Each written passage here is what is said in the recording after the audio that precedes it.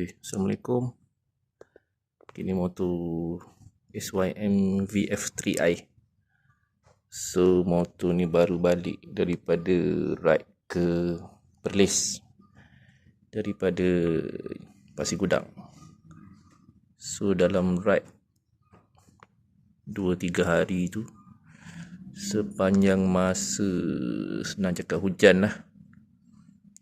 So hala balik sampai dekat last toll, dekat tol Felda Cahaya Baru, enjin tiba-tiba mati, semua padam. On balik Swiss, meter langsung tak menyala. So bawa balik kita bedah lah, cari punca, cari masalah. Yang blow dia adalah fuse ni, main fuse. Okay, yang lain semua okay, kita check yang ini. So kita tukar fuse on Swiss, blow lagi. Jadi kita buka habis, check wire ECU, sebab ni main fuse. Dengan semua wire-wire ni kita check lah, takut ada yang luka. So tak jumpa masalah lah. Kemudian kita tukar fuse baru.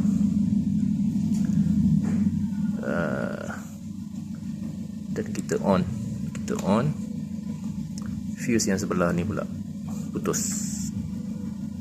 Ni main fuse ni, fuse apa aku lupa dah. So yang ni putus. So kita tukar fuse ni dan kita on. Okey, semua nyala. Tetapi tiba-tiba relay ini relay inilah, ini yang lama. Relay ni berasap. So relay ni relay lampu, dan ni soket dia.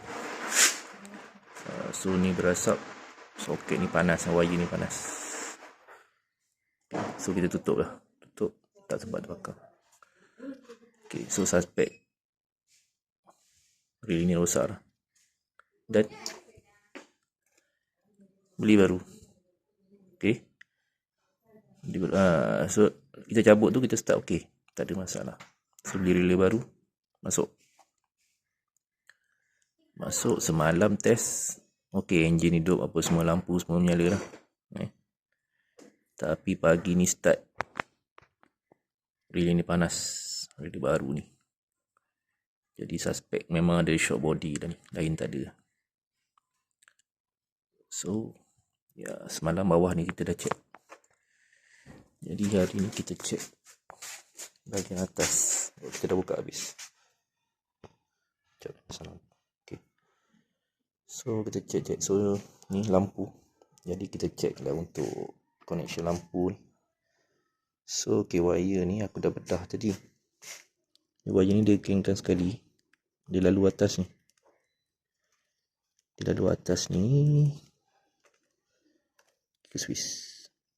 So suspek ada short. So bila aku dah buka dan jumpa ada satu wire, wire putih ni.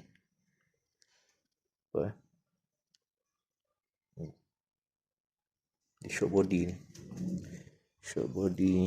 Mungkin kena dekat handle ni kot. So pengguna SYM VF3i. Okay, kalau mana yang belum kena tu, aku rasa elok wire ni nanti aku balut. Aku akan pindah ikut bawah lah. So bawah sini je. Elok macam ni. So nampak dia rapat tu, kita sepik kat situ. So wire ni aku bagi free, nanti akan lalu bawah lah. Okay, lalu bawah, terus je ke Swiss. Lalu bawah, terus je ke Swiss. Okay, nanti aku sambung.